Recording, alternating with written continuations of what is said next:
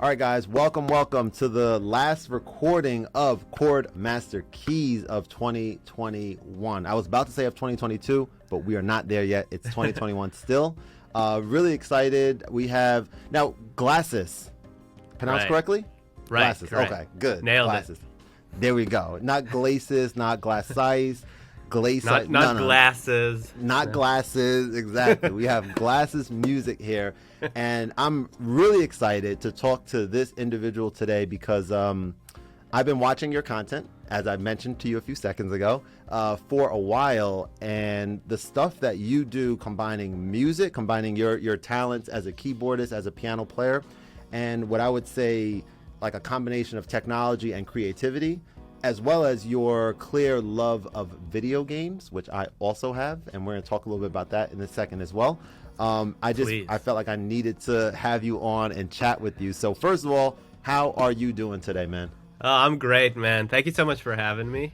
I know we've been talking about doing this for a while, so I'm glad, to finally talk to you. And I really appreciate your support, throughout the years, really. I don't know when you started following me, but I remember... you've been just so awesome and supportive. So I really appreciate it, and I'm really glad to talk to you finally. So thanks for having me on. My pleasure, man. My pleasure. I would say it's been probably about a year, I think, when I discovered your content. I don't remember, exactly how it happened, but when I see people who are doing just cool things related to music, it just immediately catches my attention. And specifically things that are different than almost anything else that I see. And so we're going to get into that. We're going to get into the MIDI art because it's like, what is it? It's like, is it magic? Like, what is happening there? We're going to talk about that in a second. But let's start off kind of talking a little bit about you. And one of the questions that I'm stealing from a fellow podcaster who I'm close friends with, so she's okay with it, who I was a guest on her show. She asked me and she asked her guests, like, what were you like growing up? What was young GLASYS like? Not GLASYS. GLASYS. What was young? Call me whatever. Gladys. Call me Gladys. I'll do Gladys. Want to do Gladys for the rest of the conversation? No, okay. Gladys Knight. What's your birth name? Your actual name? Gil. You can just call me Gil. Gil. I'm gonna call you Gil because that'll be easier. There we go. I'm gonna call you Gil. All right, so what was young Gil like growing up? That's what I want to hear about first. Probably really annoying. I don't know. I should ask my parents, right? Let me call them real quick. Yeah, bring them on real quick. You got your parents back there? Oh, God. What was I like? I mean, obviously I was really into video games. Nice. My parents bought me a Game Boy when I was, 6. Nice. And I was hooked on it. I played violin as a kid. Both my parents are string players, professional string players. Nice. So they really wanted me to be one as well. So selfish. So I started taking violin lessons like really young. Eventually I stopped playing violin, and kind of went with the piano. But yeah, that was me growing up. I grew up in Israel, I should mention. I'm not from the United States. Okay. I moved here 6 years ago. Oh, very cool. Okay. International. There we go. Yeah, nice. Exactly. That's cool. So violin started with, and then how old were you about when you sort of transitioned to the keyboard? Yeah, so probably when I was around 9 or 10, my parents decided that I should learn the piano as well, just for music theory and ear training and stuff like that. So I started taking piano lessons, at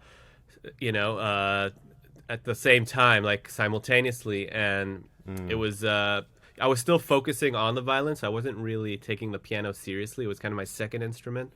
Yeah. And only when I was 13, 14, I had this little crisis where I was like, I'm not playing violin anymore. I don't want to do this, and I want to play piano. So that's when I started taking the piano seriously, probably when I was 14. That's when I really started practicing and kind of doing it for myself and not because I was told to do it, Sure, something that you enjoyed more, and you made a conscious decision at that point to say, this is more fun for me, or more just more enjoyable, and I see myself kind of sticking with this versus the violin at a young age. That's pretty cool to have that realization. Right. I think a big part of it was me kind of discovering jazz, because growing up in our house, like all we heard was classical music. Okay. Because my parents are classical musicians and they're very much into just that.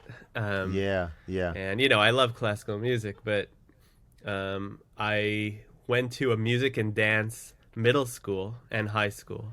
Wow. Okay. And I suddenly, you know, I was hearing all these kids playing other types of music. And there was this one kid who was an amazing jazz pianist who was like a few years older than me. And I heard him play and I was like, you know, that's what I want to learn. That's what I want to do. So that's, I think, that was like for me, like that point where I decided, okay, I'm going to stick with the piano and I'm going to do that, you know? That's dope. So let's talk a little bit about the piano itself. So like, would you say that like your style of playing, is it more associated with seeing sheet music, learning it and playing that? Is it more associated with hearing music and playing by ear, or a combination of the two, or something totally different? Yeah, well, nowadays it's definitely, you know, by ear and improvisation and that kind of stuff. But as a kid, you know, I started playing classicals, which was all sheet music.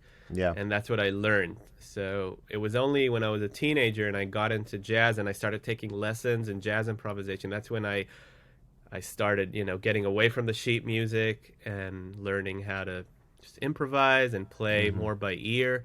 I've always had a good ear, but I had to learn basically how, you know, I had to start listening to that type of music a lot, and then learning the theory and stuff so I could apply it myself. Yeah. You know what's so cool is like living, you know, in this generation, in this time frame, 2021, there's like such a vast capability and opportunity for us to like learn something that we're interested in from experts in the craft, whether it's like masterclass or in some YouTube videos and stuff like that. There's one platform called Music Play. I'll give them a little plug right now because they reached out to me and they sent me over. I'm sure you've heard of Corey Henry before. Of course, yeah. Right. So they sent me over. They're kind of like masterclass, but specific for music, for musicians. And so he's one of, I think they have a couple different people who play the piano and the keys. But I've been watching his masterclass, and I was literally in the gym, like on the treadmill, just watching it. And I'm just like, this is amazing, right? Like it's so interesting. First of all, like learning about someone who's so talented, like their backstory, kind of like what I'm learning right now. And then like that coupled with stories about how he met some of his idols at the time, stories about how, forget the name of this instrument. It's, I just looked it up the other day, but he was talking about how recently he saw Stevie Wonder, or maybe this was several years ago, but saw Stevie Wonder playing this instrument. I think it's called harpeggi or harpeggi something. Yeah, Seen it? I've seen him play it. I've seen Jacob Collier play it as well. It's a really cool instrument. Yeah.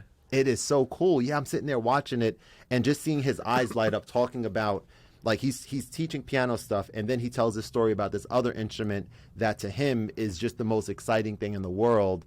And I don't know, it's just very, very interesting. Along with like giving a couple different lessons on like certain things that he likes doing on the piano to warm up and stuff. I'm like, oh, if he likes doing this, I should be doing something similar. So I should at least try it out and stuff. Yeah. And so that got me so excited, you know?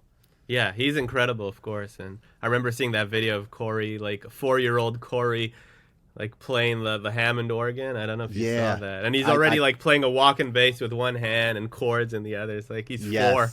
Yes. They had a clip of, at a young age. I know exactly what you're talking about. Yeah. For whatever reason, I didn't, bringing this full circle, the person I mentioned I stole the podcast question from, she's also a musician and a singer. And she during our conversation, she talked about Corey Henry, and at that time, somewhat embarrassed to say, I didn't know about him. I haven't even heard of him at that moment. Which, you know, I'll probably cut from the actual episode because that's going to make me seem like a fraud if I didn't know. No, you got to put that in. Got to put that in. Man, there are so many artists that people are like, how have you never heard of him, that I've never heard of? So it's just the way it is, you know? Like that's just what it is. Especially when we're musicians, so we're working on music all day. You know, there's only so much we can take in as well. That is so. So don't feel bad about it. I do feel bad, but it's okay. I appreciate the warm sentiments. It means a lot to me, actually. But yeah, she mentioned him, and then it came full circle when the people reached out to me and I started watching his stuff. But I want to talk a little bit about your content as well now. So have a little bit of a background about who you are growing up and stuff. And like I mentioned earlier, for me, when I come across someone who's doing something that I find interesting, maybe this is like not that groundbreaking of a thing to say, but I get excited. I'm sure anyone, when they find someone interesting, they're like, oh, this is cool. Let me kind of, what's the word, like unravel this thread a little bit. Let me see what other stuff that this person did. And even one night I'm scrolling down because, there's your new stuff that you're doing, and then you've done other stuff before too. Let me like see what I missed. I'm new to the Gil wave here. Let me see what else is there. Yeah, of course, man. So it's really inspiring stuff. I know that, like, when you posted that video the other day of you playing that Legend of Zelda house music, I was like, yo, this is it right here. You know what I'm talking about? I was like, this is it. I like this right here. Yeah, it was so cool. So like, let's talk about that for a second. So you do play by ear, so you can hear that dun, dun, dun, dun, dun, dun, dun, dun, dun, dun, dun. So you can hear the song, and then you can kind of mimic how to play it just from listening to it a few times. Is that how you sort of start? Well, I don't like to mention it because I always feel like I'm bragging, but I've got perfect pitch, so that's just something I don't know if you were born with it or you develop it as a baby or something, but okay. So hearing stuff and knowing what the notes are, that's always been easy for me. Mm-hmm. I will mention that, like, I'm now in my 30s, and it's not as good as it used to be. It's something you start to lose as you get older, which kind of sucks. But okay, it's I still have it, but I might be off by half a step nowadays. Which, like, as a kid, I was never off. So got you. I can feel it starting to, like, the drift just a bit. A little bit, okay. Yeah, but it's obviously it's a very useful tool to have. But you can't only rely on it for that reason and for other reasons as well. You need to develop good relative pitch as well. So I've been doing ear training since when I told you I started playing piano. That's when I started taking ear training lessons as well. Yeah, at a very young age, and learning how to hear harmony and melody and intervals and chords and identify them. So yeah, and the Zelda music is something I grew up on, as you have as well, I assume. Yeah, so definitely. That tune, I didn't even have to hear it to remember it, because it's just like those tunes are forever ingrained in my head. For sure. And actually, the reason I started playing that one was because I was just messing with some Spitfire. Spitfire, the company that makes sample libraries. I was messing with some strings, and I found this pizzicato string, like boop, boop, boop, boop, and it instantly reminded me. Yeah, that's why I started playing. Yep. I love that. You hear that instrument, you get an instrument, and you're like, oh, I have to now learn this song that I immediately thought of when I first hit the first key on there. I totally know what you mean. So let's talk about relative pitch versus perfect pitch. So perfect pitch means, like, if I play a note without showing you the note, you can still see it. Let me see. Can you see? There we go. Wait, here we go. Okay, I'm playing note. F. Damn, that's it right there. Perfect pitch. All right, here we go. Do it again. This is gonna be fun. All right. A flat. That's some good stuff. All right, now what if I play two notes together? Will you know them? Yeah. Okay, here we go. F sharp A. Damn, that's good. That's good. Thank you. That's good stuff. Right there. Yeah, I like that. I always feel like such a douche when I do that, but No, well, you know what? I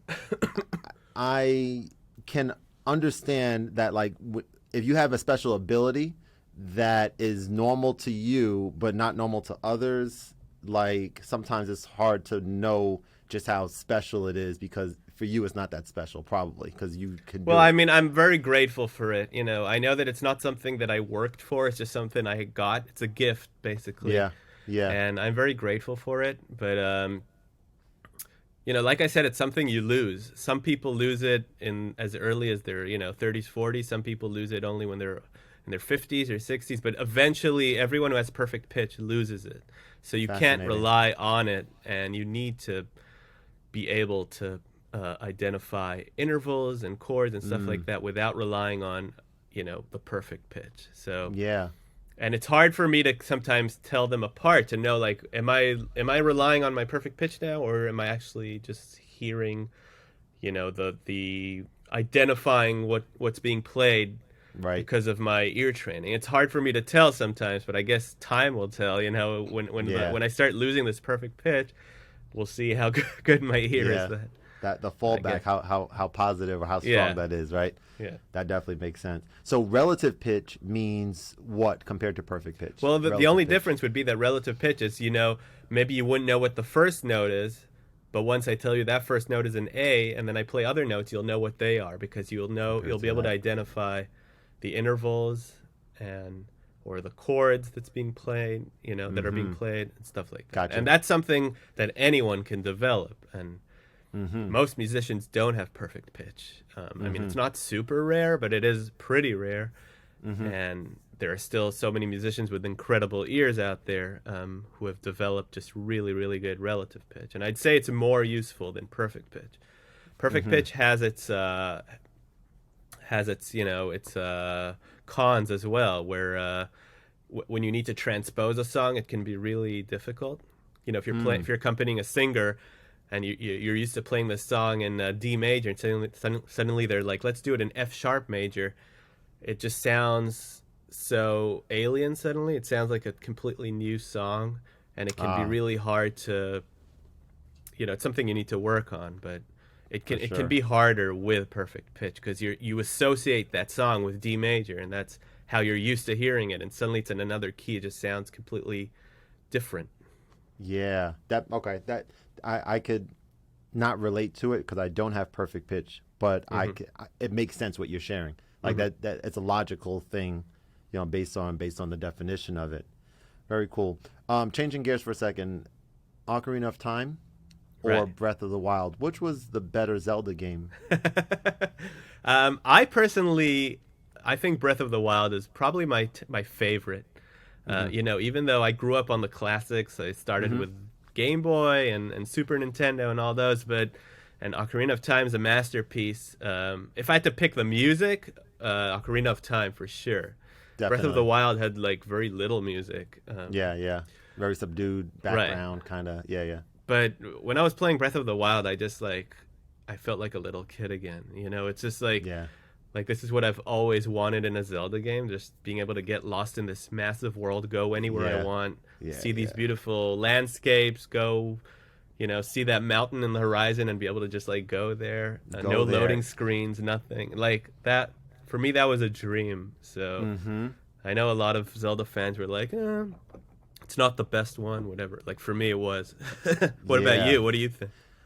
Yeah, I think try without including the nostalgic factor of Ocarina of Time, when you it's hard to say which I like better, but I would just say that Breath of the Wild, everything that you just mentioned about it, it's completely, no pun intended, but breathtaking how well executed that game was, to perfection, essentially, right? Anything that you want to do in the game you can do, and then it was one of those experiences that 2017 is the year that my wife and I got married, so that's the year that game came out, and so I remember getting having our wedding, and then having that to also look forward to afterwards. This is dope. I get to play this, and now next year 2022 is when we're expecting to get the sequel, which I think is hopefully going to happen, but that's also the year that my wife and I are also expecting our first child. Oh, so really congratulations! Cool. Thank you, man. That's Thank so you. Awesome. So it's so exciting, man. So you're not going to have any time to play it. Great. I know. It's devastating, actually. But you know what? This is the only thing in the world that I'll feel okay with not having time to play it because of. Anything else, I'd be like, I don't know about this right now, The one thing that's above Zelda in your list, the priority list. Yeah. Pretty much. Yeah, that's a fact. And eventually, whether it's next year or the year after, eventually, obviously, I will, I will make the time and find a way to make it happen. But yeah, super excited for that. I saw you played Metroid 2, the recent one. So my sister got me GameFly 6-month membership. Okay, and GameFly is have you heard of it before by chance? It's like what Netflix used to be for video games. So they send you video games in the mail, and you can play it and then return it. And it's a pretty cool service that I remember maybe 15 years ago or something, when I was living home still. I tried it out, and it was cool. But then eventually, I didn't want to have pressure to like finish a game or whatever. But now, as a gift, I'm like, oh, this is perfect. I like immediately added like 13 games that I knew I wanted to play, including Metroid Dread, to the list.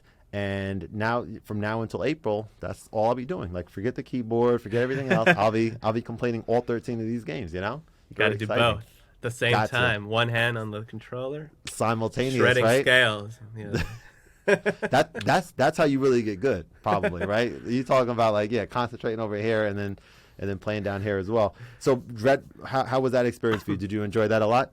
I did enjoy it a lot. Metroid and Zelda for me are both up there as like my favorite video game franchises that I started playing really young. And Zelda gets a lot more love than Metroid. It's just a lot more successful. They sell a lot more, so they make a lot more games. Metroid, this was the first new 2D Metroid game in 19 years, which is pretty insane when you think crazy. About it. Yeah. So of course I was really excited. I really loved it. It was, it's not perfect, but it's really, really good. It's worth the spin. Okay. Yeah, have you played the others, like the older ones?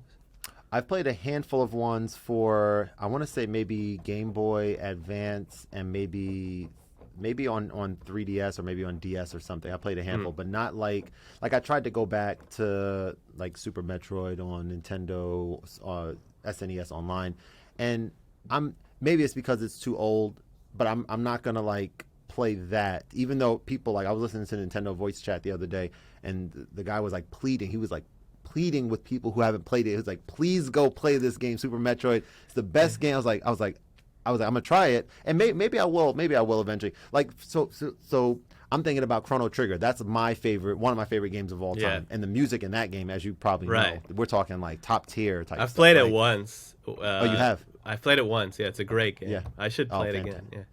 Yeah, fantastic. That's a whole nother. That game right there. That's a masterpiece. You talk about a masterpiece. That's some good stuff right there. Right. But let me ask you this. Let's talk a little bit about MIDI art. What got you into it? Because is this more of a recent thing with your sort of your content creation journey, like what it is that you're working on? So how did you kind of get involved with it, and explain, if you can, to people out there who have no idea what MIDI art is, which is people like my wife. She's like, MIDI art? What is this? Like, what does MIDI even mean? What is it? Go ahead and explain it to them. It's a little hard to explain what MIDI is without getting too technical, but basically it's when you're playing a keyboard, you can record. I mean, not even playing a keyboard, even just with software, you can record the notes that you're playing on what's called a piano roll, which is basically you see the keyboard on the side, and then when you input a note, you'll see it, where that corresponding. Oh God, I'm so terrible at explaining. No, that's good so far. I'm following. On the timeline, it's like you hit the note, it's going to show up there because it's this note and it happened at this moment in time. Yeah, Boom, so you're not actually recording sound. You're just recording note information. So if I play an F, it'll show that F on the screen in the right place where the keyboard is. So the higher I go, the higher those notes will appear on screen. The lower I play, the lower they'll appear. So the idea behind MIDI art is to draw something in the piano roll by playing notes at different heights, different pitches, to actually create an image. Now, I did not invent MIDI art. Like, it's been around for a long time. I think people were like drawing in the piano roll for maybe like 10, 15 years. But then the first guy who actually made it sound good, instead of just spamming notes, he actually was very creative with his note selection to make it sound like music. The first guy who did that, his name is Savant. And he made like a bird and a T-Rex, and he drew these really cool things that sounded awesome as well, sounded like Bach or something. Wow. And they went super viral and started this kind of trend of making MIDI art. This was like a few years ago. And I didn't even try it at the time, but I really enjoyed the videos. And I remember my first thought was like, this is so awesome, and I would love to actually play something like this instead of like writing it on, using your mouse and then playing it back to actually create it in real time, I thought that would be really, really cool to do. But I was so busy at the time just doing other things that I was making my albums, I was making other types of videos that I didn't even really give it a shot. And then Jacob Collier, you've probably seen his videos where he did that type of thing. So he was the first to actually, I'm sure a lot of people had the idea, but he was the first to actually execute it, where he was like, he hit record on his software, on his DAW, and he played the right notes at the right time to create the image. I think he just tried to like write text. He wrote vote before, had to get people to go out to vote and stuff like that. So, so I saw that, I was like, awesome. I've been wanting to do this. Maybe I should give it another shot. I mean, obviously it's possible. Obviously people would like it as well. And then what actually got me to finally go for it was Metroid Dread, actually. I was like, there's this new Metroid game coming out. I'm really excited. Maybe I'll make something for the Metroid community, some cool MIDI art. So I drew like a Metroid, like the creature, the Metroid, and the logo, or just like, the name of the game. Right. And I put that out there. And I wasn't expecting it to blow up, really. I was expecting it to do pretty well. I knew people would like it. But I was just going to make it like a one-off or 2 videos maybe and then move on. But the response was just really, really good. So then I made a Zelda one because, if I make Metroid, I got to make Zelda as well. And that one did even better. I really tried to get I drew the Triforce and I tried to get the Zelda font right with my note selection. It's a challenge, but it's not that bad because they're so short. It's like 10 seconds, 15 seconds of music. Yeah. So even if it's difficult, you just need to get 10 seconds of music right. Right. But then that one really blew up on TikTok. It started getting millions of views. So and I was having a lot of fun making them. So I just kept making them, and I've done maybe 20 of them so far.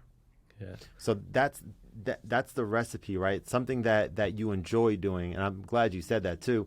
Something that you enjoy and something that people also enjoy watching and consuming, I think, is like the magic formula, essentially. Because if you have just one of those things, then it's not going to probably be good, right? If it's something that you hate doing, but people enjoy it, it's like not sustainable because you're going to be dreading doing it all the time. No pun intended. Metroid Dread.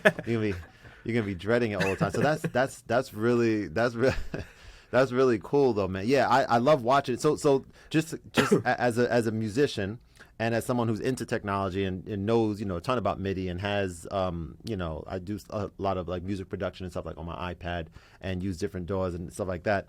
When you're starting out making one of these, are you let's see how to best word this, hitting the record button, and is it a trial and error thing, or how do you know what you're trying to get drawn on there is going to correspond to the proper notes? Right. So it's not like something I just do on the fly where I hit record and I make a perfect image. It's a process where I first have to compose it. I first have to approach it like non-live MIDI art. First just create something that I'm happy with, that looks good and sounds good. And the process for that, for me, I actually made a tutorial on my channel, which is pretty, goes into all the details. But basically, I break it down into the individual elements, and I try to figure out how I want to create those, what kind of scales I want to use, what kind of chords to make it sound interesting and also look like what I want it to look like. So that's a process that can take a few hours or it can take a few days, depending on what I'm creating. Gotcha. And once I'm happy with it, then I learn how to play it. Then I go back and I break it up and I learn how to do every part. It's a lot of getting it into your muscle memory, because some of it can be really awkward to play. It's not like shapes and patterns that you'd normally think of playing as a keyboard player. Yeah. So there's a lot of just repetition, doing, just breaking it up into little bits and doing it again and again until you can play the whole thing. Then, just once you can play it, then it's easy. I take my phone, set it up, and do a few takes till I'm happy with one, and pick the right sounds that I want to use. Try to make it sound like it belongs in whatever universe I'm trying to create. Sometimes I'll add a little beat to it, and that's it basically. Yeah, but it's really fun. I'm enjoying it. I'm enjoying it so far. I'm sure eventually I might kind of run out of ideas, or maybe people will just kind of get tired of it. I'm sure I'm not gonna be doing this forever, but for now it's just really fun. Yeah. Yeah, that reminds me. It's sitting right over there. Have you heard of Teenage Engineering before? Oh yeah, the OP1. Yeah. OP1, OPZ, and the speaker, the OB4 speaker. I think the closest thing that I've come to, and it's nowhere near in terms of the popularity yet because people are still like learning about what this speaker can do. But I guess in terms of the funness of it, this speaker allows me to, let's see here, manipulate live music, whether it's from FM radio or Bluetooth or line in, any of those three sources. And you can slow down or speed up live music. You can only speed it up when you've slowed it down previously so that you're like a little bit before live. And then you can loop parts of songs, and then you could slide to different parts of the loop, which is like if you have a 4-bar loop playing, like the way I've been using it, I would take any song with lyrics and like a regular song with lyrics and music to it. And if you think about like songs, a lot of songs have like the music, some of them are the same, and the lyrics, of course, are different. So I'm gonna like slow this song down a little bit, create a 4-bar loop, and then the slide function lets you essentially remix songs on it, which means in time you're gonna jump to either the next loop or the previous loop from the one that you're currently playing. And if you do it and you time it properly, then you can have the person who's singing or rapping or doing the vocals like say different things on the actual song, if that makes sense, because you're going to different moments during the lyrics. And it's just been, it's been unbelievably fun, like the most fun thing for me musically. So when you're talking about discovering something, like that's kind of what and no one else is really doing this at all. Like no one knows about the OB4. I haven't heard of that product. Yeah, it's very underground. It's from this same company that everyone knows about, the OP1, but a lot of people, and this company, by the way, they were gracious enough to, and this is like a huge win for me, they were gracious enough to send that over to me, and not even like saying, oh, here's a contract and this is what we need you to do. It was more of they like what I'm doing with the OPZ, which I purchased with my own money, in terms of the content creation, my YouTube channel. And so they sent it. I had no idea whether I was going to love it or just have it be an accessory that I'll just do a couple of videos on. But it turned into something where pretty much everywhere I go, not everywhere, like I'm going to Costco after this. I'm not going to bring it to Costco, but most places I go to, I should. That would actually be pretty cool. Like full volume too. Matter of fact, I'm going to, sidetrack for a second. I'm into doing random weird things for reactions from people. And I do it all the time, but most of the time I'm not like recording myself do it. So it's just like for my own humor. And so something like that would be a great YouTube video. Like I brought an OB4 into Costco and had the volume. I wouldn't do max volume because that might be a little too obtrusive because this thing goes really loud. But like I would put it pretty loud, like where people need to hear it, and just see what happens. And, like record myself doing it. So I might consider that for 2022. A nice little YouTube. That could go very wrong too. I hope. It could. Like I'll get like asked to leave the store and then never going again. And then I have to become a member of Sam's Club. And I don't want to be a Sam's Club member. I want to go to Costco, If I wanted to go to Sam's Club, I would, be a member there already, I don't even know what that is. Sam's Club? Yeah. I've never Sam's heard Club of is exactly. Don't even worry about it. It's just a fake I don't Costco, go to basically. either. Oh, really? Oh, Yeah. Well, that's a problem. You should I don't have go to Costco. buy. I don't buy in bulk. Gotcha. I like to waste my money. We buy stuff and it's only two of us, right? So we a lot of the stuff goes to waste, so we have to kind of learn a better system. Like these avocados up there, we don't need 7 avocados for 2 people, do we? Right. I don't think Make so. a huge bowl of guac and bathe in it. Yeah, I love me some guac, that's for sure. Man, this is such a great conversation. I'm glad to have taken some time out to chat with you. Let me well, actually, one more point I was going to make with the OB4 was that people are not interested in it because it costs $600 and it doesn't have an audio output on it. It's audio in only as of right now. Maybe eventually they update it so it has audio out. Maybe, I don't know. But using it as a speaker and having fun with it, and I've only kind of scratched the surface of what you can do. There's other functionalities and stuff. I'm loving it, so that's something that I'm like excited. Like I get excited about doing. Where when I do live streams, certainly I'm like usually thinking about who's here, who's not. When I'm doing live streams on that thing, it's just like for my entertainment. If people are there or not, it doesn't matter to me because I'm just like enjoying this for myself. And that's kind of what I think is important ultimately, right? Finding that thing where you're just like enjoying it. People will eventually, find you. Yeah, I got to check out your live streams, man. Do you do it on YouTube or on Twitch? Where do you? Yeah, YouTube and Twitch actually right now. I'm illegally doing it on Twitch actually, because illegally, yes, because I'm an affiliate on Twitch, which is like you become a regular person and then an affiliate, which means that people can sub to your channel for like $5 a month and you get a cut. And then it's a certain requirements in order to be an affiliate. But when you're an affiliate or a partner, which is like I'm very far from being a partner if I ever choose, to continue on this path. But if you're an affiliate, you can't multi-stream. But I am because I'm small and I just don't think they're going to catch me. And if they do, then I'll have to deal with the consequences, which essentially would mean that at that point I probably would just focus only on YouTube. I'm going to cut this for sure from the video. But I'm going to post it. It's all being recorded. Tag now, Twitch. Yeah. Yeah. Imagine that. Imagine like I like put it on Twitter or something. Like, hey, like I wouldn't do it, but maybe I would just to see what they like. Do they really care? They wouldn't. I'm sure they wouldn't care. Even if you did that, they probably wouldn't even see it. Yeah, exactly. But, they're like, no, we can't be bothered with this peasant. This guy only has 7 people watching and stuff. We don't care about this. This is not bringing us revenue. Like, okay, cool, perfect. I'll keep doing it then. Yeah, just keep doing it. Keep it going. But in all honesty, I'm trying to figure out, like, I love live streaming. Reddit is a platform that I do a lot of live streaming on. A lot of people don't know that Reddit has a Reddit live platform. Yeah, I've seen some live streams there. It's kind of like it's made for your phone. It's like vertical, right? Exactly. Yep. But it's vertical. Yeah, I'm actually getting into live streaming. Like, I want to start next week. I bought. Get out. I bought a setup for it, so I just gotta get everything, hooked up. Oh, incredible. But, yeah, what do you use? Like just OBS? What do you? Yeah, so I use Streamlabs OBS because I can do the multi-streaming on there. If you have questions, please definitely let me know because I'm not that advanced, but there was certain headaches that I had to kind of go through in terms of get to where I am today, like things like audio offset and stuff like that.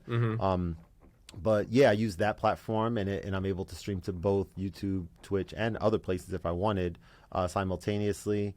And the thing about Reddit, what I was going to mention is that the reach on there is astronomically different than any of the other platforms. Because if you get on the front page on Reddit, which has happened to me several times, you get orders of, it goes from a few people in your stream to maybe 100 to 1,000 to a few thousand to a few 100,000 in the span of like a few minute. 100,000? Yeah, seriously. Nuts. Now someone told me that they're not 100% sure, like they don't know for a fact if those numbers are true or not. I don't know, but I have no way of knowing necessarily. But when you finish your stream, you have that number of unique viewers that it shows you how many people, unique people were in the stream at one point, and it gives you a little report. And when I tell you, like that is just so fun. Like I love playing music. This is the Roland Phantom keyboard I have here. I love making music and playing music and improvising, doing all that stuff. And what makes it just to the next level is when there are people that enjoy it just as much as I do. Whether that's someone watching me learn how to play this chord progression like in real time, where I'm like, I don't know if this shouldn't be, or I shouldn't say shouldn't be interesting. I wasn't aware that someone would be interested in watching me struggle and learning how to play this chord and use this right inversion and stuff. But like they are interested. There are people that are like, yo, that put in comments, yo, watching you learn this is bringing me life right now. I'm like, that's weird, but I appreciate that. You know what I'm saying? Like I appreciate the kind words, No, I can get it. It's kind of like watching someone play a video game and struggle, trying to defeat a boss. And that's part of the fun. Like watching them try it over and over till they get it. That's right. If they're just doing everything perfectly, then maybe it's not even as interesting. It's just it's kind of that's a good point. Boring, That's a good point. It's real. It's like an authentic kind of experience. Yeah, it's human. It's real, and that's kind of what I want to try live streaming is song creation and also the MIDI art creation, stuff like that. Wow. I'm extremely excited. So which platform are you thinking of focusing on? So I bought a device called an ATEM. I don't know if you've heard of it. I can show it to you real quick. Hold on. Sure. Yeah.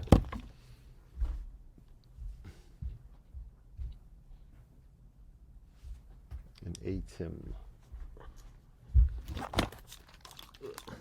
I haven't even opened it yet, but this. So, okay, it's like a mixer. It's like a video. So you connect all your cameras to it, and it's like a camera switcher, but it also it can stream. So I don't even need to go through like OBS or through a computer if I want to stream. I can just go like Ethernet out of this into my modem and stream to YouTube or whatever, Twitch or whatever. That's pretty cool. Okay, so you can be independent from. So it's basically a box that you don't even need a computer in order to stream. You can connect your audio and video to that. Yeah, connect your audio, 4 cameras and 2 audio sources, and you know it has software, so you can still configure it with software, but you don't have to use a computer. So gotcha. I thought this might be easier than using like OBS or something, because my only fear was like, you know, if I'm gonna be doing some stuff on my DAW that's really CPU, you know, intensive and stuff like that, maybe streaming at the same time from the same computer is not the best idea. So gotcha. And I don't want to have to buy another computer just for it. So I thought maybe this would. So I'm gonna try it, see how that goes. Yeah, that's really cool. I'm very excited to check it out. First of all, to check out the stream when you do start. So I'm gonna definitely hit you up, and I would be happy to. You've heard of Discord before, right? I would assume. Do you use it at all? I've never used it. No, never used it, but I heard it's good. I'm new to the platform. And I'm using it. I'm building up a community of people who are interested in me and my content, but also just being able to have a platform where people can promote their stuff as well as just have conversations about things. Think about there's a whole lot of things that make Discord just an amazing tool to use for content creators. You know, one of them, when I go live on one of these streaming platforms, for example, and I post a tweet about it, or I post an Instagram story about it, or even an Instagram post or a Facebook post, like the percentage of my followers that actually see that are extremely low, as you probably know, because of the algorithm. It doesn't show it to everyone. This Discord, it's like, if you want to, you can at everyone that's you know, subscribe to. It's not paid or anything, but subscribe to your Discord, and they will get notified that you're going live at that moment. And so you could just or that you're posting a new YouTube video, or it doesn't even need to just be promoting. It could just be whatever that you want to communicate to people, like an email list. And these are people that are they're about what it is that you're doing, so they want to be, you know, part of that community. That's great. It's fantastic. It's really, really cool. So what I was going to say for you is, one of my channels is called Self Promo. So like, whenever you do start, what I would do, and I've done this for someone else who just recently started on Twitch, and it's a great feeling to do this, you know, for others, is I would just ask you to, I mean, you can join my Discord if you want, first of all, right? You can join it, and you're able to post in that self promo and be like, yo, I'm going live right now, post in there, and people in my Discord will see it, and then you kind of kickstart your Twitch or wherever you're going to be streaming at. So thank you. Yeah, I'll definitely check that out. And I want to catch your streams as well. I want to see what all that OB4 stuff is all about. Definitely. That sounds really piqued my interest, for sure. Oh, for sure. Yeah. After this, I'll send you a link to a playlist that I have on YouTube of like past videos and streams with the OB4, just so you can get an idea. But yeah, I'd love to see you in there. I mean, that's what it's all about. People that are interested in it, for sure. So yeah, I was gonna stream on YouTube because I already have a following there. But do you think there's any benefit to like streaming on Twitch, even if you have no following there? Like, yeah, so that's one of the most interesting discussions for me right now. As a matter of fact, part of what I was talking about in the video that I recorded prior to this was it was a year-end 2021 kind of concept. But part of what I talked about was how intriguing that is, that very topic of where to stream at. One train of thought is that I guess right now Twitch is the 100% definitive place for anyone doing anything music live streaming. That is the place to be in terms of the community, the capabilities, the functionality, all that kind of stuff. However, YouTube is gearing up to, in my opinion, really be a stronger contender in that space with some of the features that are coming next year and some of the features that they implemented just now. One thing particularly that if they do this, I think will be a complete and utter game changer. Think, for example, you have a following on YouTube already. So imagine if you go live next week and you're doing a live stream. Imagine if there was a not obtrusive, but like a subtle notification on the bottom of anyone watching one of your previous videos, one of your current video, you know, your past videos that you made, say, hey, Gil or GLASYS is live right now, right? Gil is live right now, and if you're interested, after this is over, you can just click this and you can go right into his live. There is no such capability right now, and 99% of the people that are watching your videos won't know that you're live when you are. And so think about that for a second, right? Like if that was a thing, and if YouTube is really serious about getting people into lives, if they're watching your video, chances are they're somewhat interested in what it is that you're doing or saying, or you know what I'm saying? So that would be, there's a guy, Harris Heller, who used to be on Twitch and moved over to YouTube. So that's always interesting when big name people move from this platform over here. These are a lot of gamers that are moving to YouTube because, you know, YouTube is paying them and stuff.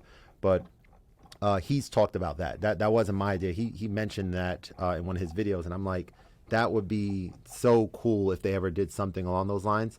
But one of the things that, to answer your question, you know, I would probably do if you can, do a multi-stream on both platforms. But since you have a following on YouTube already, and since I believe YouTube is going to continue to get better and better, I think that there's a strong reason to make sure that if you're not doing both, if you want to do only one, that YouTube could be, in my opinion, a good place to kind of get on the ground level, kind of starting with them, because I think that there's a lot of upside, let's put it that way. Whereas Twitch is only used for one thing. A lot of platforms that are only used for one thing typically don't really last that long. So that's like the train of thought, I guess. A long, convoluted way of saying it. Yeah, well, I appreciate the advice. So what does Twitch do that YouTube can't do? Because just as a viewer, it seems like same thing. There's people live stream, there's a chat, people can sub with, you know, or memberships or whatever, they can donate. Like, what's the difference really? I would say there's a couple things. The biggest difference right now by far is raids. Raid means that when on Twitch, you're familiar? Yeah.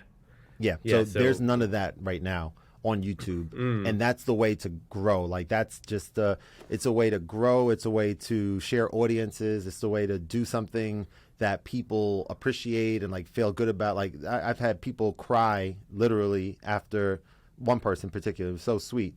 And she just started streaming. She's into like teenage engineering stuff, and she just started on Twitch. And you know, I was like debating. I was like, man. So like, should I raid her at the end? There was a session, I think I got raided twice or something. It was like 2 a.m. I was like so tired. I was ready to leave, but I still had mad people in my stream. So I was like, dang, should I like raid her or raid this other person who's raided me in the past? And this guy had maybe 50 people in his stream. She had like maybe 3 people in hers. And I'm like, do I return the favor or just make this girl's day right now?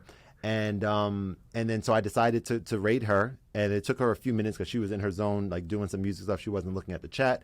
But then like when she saw it, she just went crazy and she got so emotional and she was so excited and appreciated me and everything. It was so cool. And then if that's not enough, I said my goodbyes. I said, all right, you know, have a great rest of your stream. Then I went to the other guys who I was going to raid. And I said, yo, I just wanted to show love real quick. I was like joking with him. I was like, yo, it was between you and this woman. But you came in second place, unfortunately. So I rated her instead, laugh out loud, whatever. And he was like, yo, I'm glad you did because we're actually about to wrap up here. He's like, who did you raid? I was like, oh, her, this girl, hey, my music. He's like, all right, bet. We're going to go raid her after this as well. So then all of us went there after. It was insane. It was so cool, you know? That's really cool, yeah. I mean, I was aware of like the raid thing. I didn't know it was such a cool feature. I mean, I always see people doing it, but... Yeah.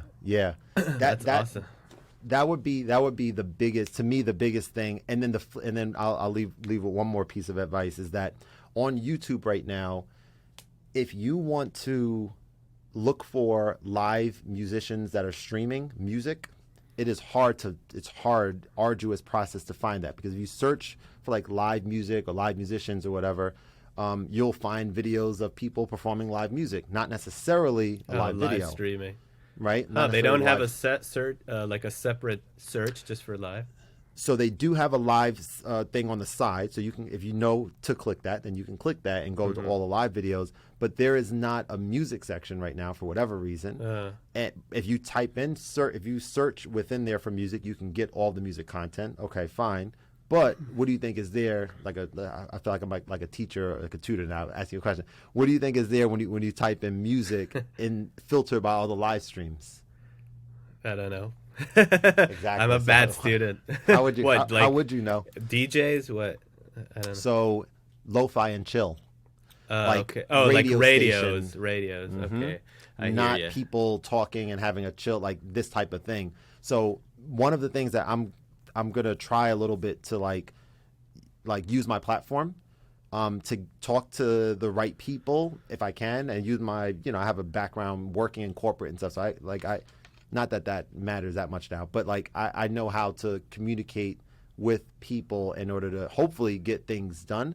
I'm interested in talking to someone over there and saying, hey, there is they're clearly focusing heavily next year on YouTube gaming for live streaming. Like they're trying to, they know that, Twitch is huge with that. They want to have a platform there, but they're not focusing right now, I don't think, on musicians, where I believe that there's there's a huge community of people that like watching and performing. So I think if they had, I don't know, a person or a team or people like to bounce ideas off and have some of these features kind of there, so that people can move from, because we don't want to be on Twitch. I want to be on YouTube, right? YouTube is like more common. You can send a link to anyone that you know, and they'll be able to join your YouTube. Twitch, like, what is, most people, a lot of people don't even know what Twitch is. Like, what is Twitch? Like, they may not even be familiar with it.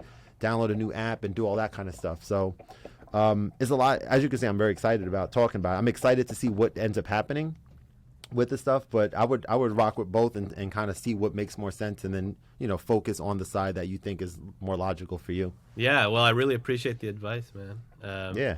Anytime, I'll probably I'll start YouTube, probably my first stream, to see how that goes, see how many people tune in, and if everything goes smoothly, and then I'll try the other and try both. I want to try doing some Reddit as well, maybe Instagram Live. There's even TikTok Live. Like, there's so many options. It's pretty nuts. So we'll see how it goes. This will be my first time actually live streaming myself, like from my own studio. So that's exciting, man. I'm like I said, I'm excited to see it. If you remember to, definitely shoot me a message on Instagram or text. I think I sent you my number, so send me a text or email or whatever, and I'll definitely, if I'm available, I'll definitely join and likewise. Like, let me know next time you go live, because I want to check that out for sure. I definitely will. All right, time for Costco. Man, I just want to say thank you so much for taking the time out. Really, really enjoyed the conversation.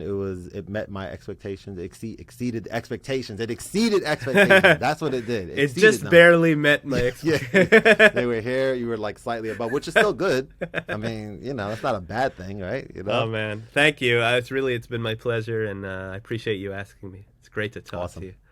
Awesome stuff, man. Any plans for tonight? Or are you laying low like the rest of the world? Oh, like I don't go out. I don't leave my home.